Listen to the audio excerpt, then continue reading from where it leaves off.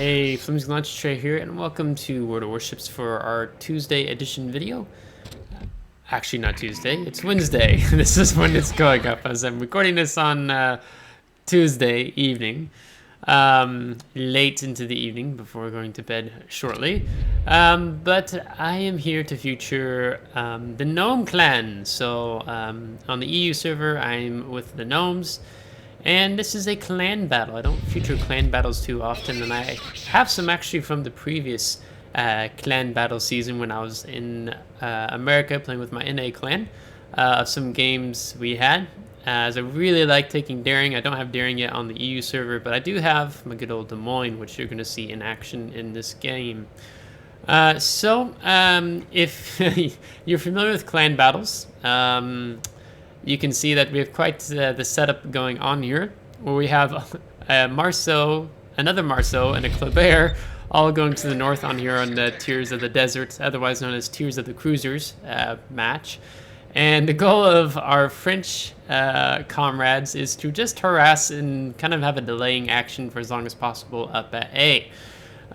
So they have 4 radar cruisers, if I remember correctly. They have a Des Moines, a Salem, a Petropavlovsk, and a Moskva. You can see both Petropavlovsk and Moskva with the 12-kilometer radar they've sent to the north so far, as we've not seen anything else yet, but they're pinging that it looks like the Shimakaze is over by the Alpha Cap.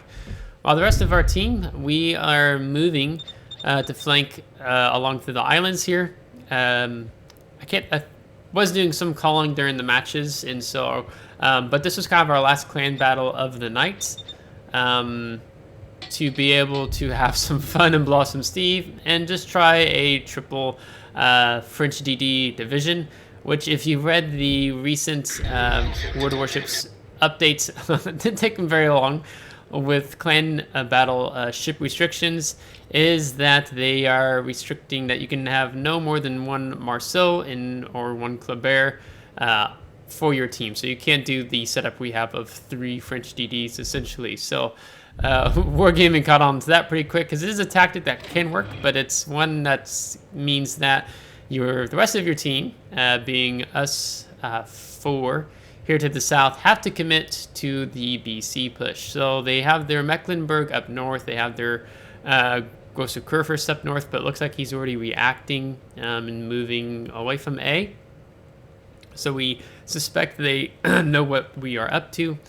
But I have kind of a sizable lead here, so I'm telling my team I'm going to just simply go up to this island, and I'll wait for them, with the Petropavlovsk being the next closest, because we haven't seen the Salem, we haven't seen the Des Moines yet, so it's likely that they're probably just hanging out at sea waiting for us. As you can see, I'm located, means there's the enemy team has a general idea where the closest to me knows roughly where I am at, with an arrow arc pointing in my general direction. It's important when you're playing clan battles, as several gnomes will likely point and laugh at, is that you don't want to push one by one as a team. You want to push together as a cohesive unit. I was doing a calling for I think it was Hotspot?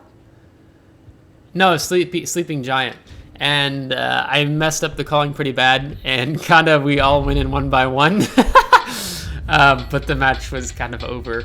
But I guess I guaranteed it being over with my calling. So you definitely want to try to wait. I'm kind of anxious. If you're not being very patient, that's usually when you're going to make mistakes, and enemy team can punish you for it. Our Petropavlovsk is definitely going to he's having to go for it. So I'm going to slowly go around the corner here and see what's going on. As you see, GK's pushed up, and there's the Des Moines. He has HE loaded. If he had AP loaded, he probably actually would have citadeled me there. And the Salem is right back in behind him.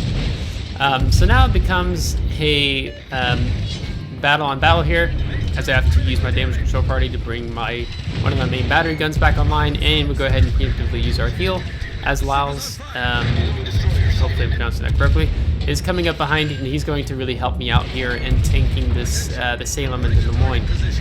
So we want to be working side by side.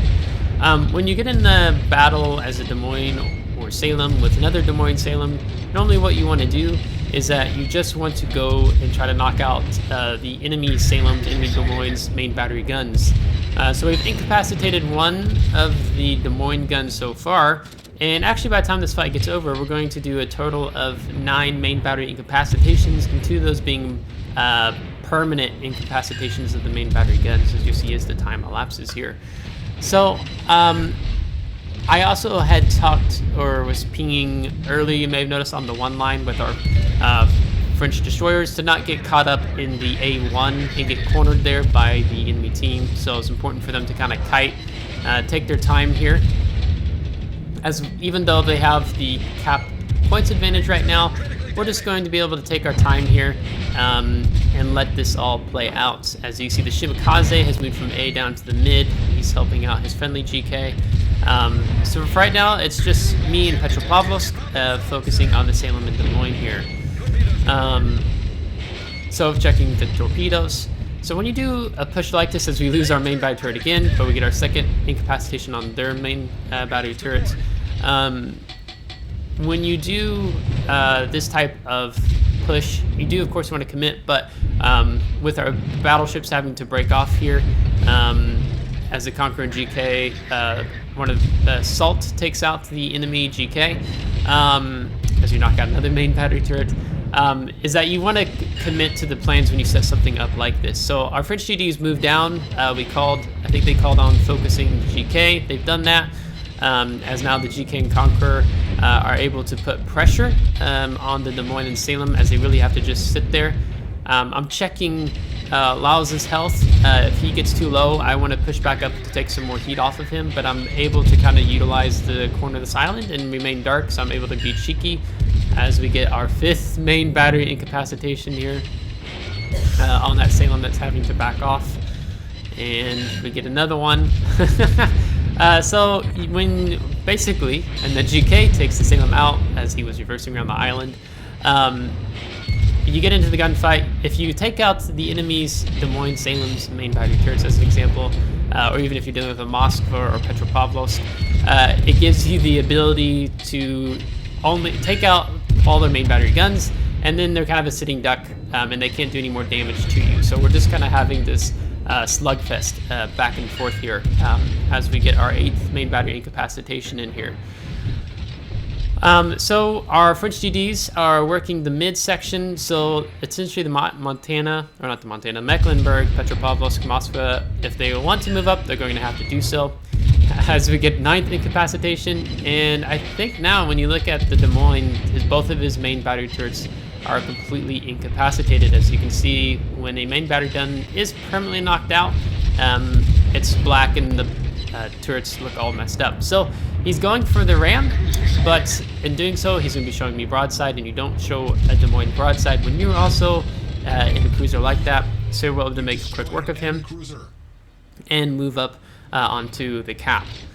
So having our French GDs in the middle is kind of pushed away the Shimakaze. He's had to fall back, but we will soon be seeing him. But we need Salt. In this position, he's losing his health pretty quickly. So hopefully he can disengage here as Laos picks up the enemy Shimakaze. And so I think I actually popped my radar there immediately after him. What do we do there? Yeah, perhaps I used it too soon. But he's sitting there, so I was kind of moving to get all my guns on target, so a little bit of a misplay there. But for now, Salt has been able to disengage as he's coming into the cap, which is good. But he goes down to, just as I say that, to the Moskva, as Moskva's been kind of in an anchored position up there to the north. And the Shimakaze has been using widespread torpedoes. So this is a bit of a challenge for Tankster here, because essentially with the Shimakaze to the north means he has to be more bow in to not eat those hard-hitting Japanese torpedoes. But in the meantime, it means he's showing broadside to the enemy Moskva. So bit of a hard position for him to be in here. As you can see, we have the points lead now as we've taken the cap, of course, here. I'm wanting to turn in to try to help get some fire on the Moskva, and then I consider maybe I need to focus as Mecklenburg, but confident for both our Marceaus to be able to handle it here. And the Shimakaze, he's somewhere just within detection, so I really want to turn in to deal with this Moskva. He's outside my gun range, of course.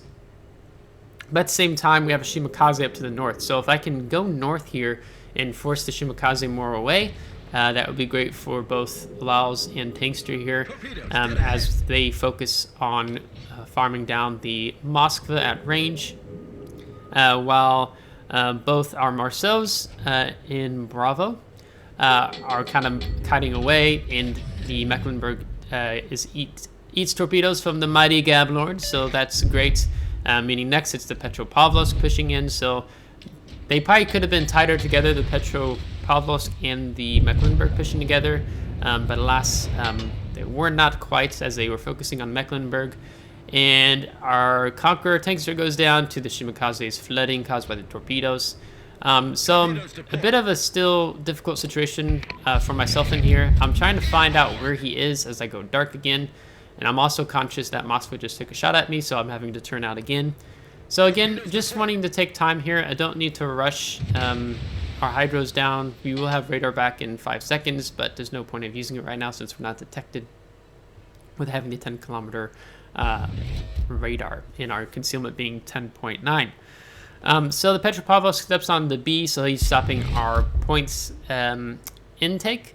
But we still feel quite in control here, as simply the Marceaus are just going to kite. They're going to be firing HE, of course, setting fires, slinging some torpedoes their way.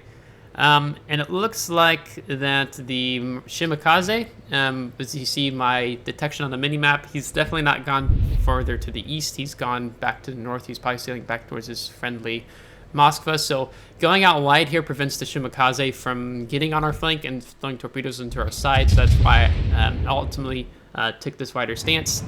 But now I'm in range. I can focus on getting the Moskva. We have one of our Marceaus who's contesting Bravo, so it's preventing the Petropavlovsk from flipping it, while the other Marceau, I think that's the Mighty Gablord, is going wide and able to get shots on the back of the Petropavlovsk. So that's a really good play by both of them here. What they're doing, it looks like one of the Marceaus might be going for a torpedo run by. Here I think the Shimakaze is really far away, but then he's just smoked up right in front of the Moskva. So he hasn't just simply ran away like I thought he might have. So we're going to go and pop hydroacoustic search since it's back, since we know Shimakaze is somewhat nearby, but he's probably focusing on Laos and the Petropavlovsk. And the Marceaus win the gunfight with the Mighty Gablord taking out the Petropavlovsk, which just simply leaves the Moskva and the Shima. And even though Shima's now picked up on Laos's 12-kilometer radar, as soon as we focus off taking out the Moskva here, it's going to be a game. So it is fun to be able to do that triple destroyer division when it works out something like this, but maybe Ragnar or Russian destroyer kind of takes the place if you want to run something sort of similar to this.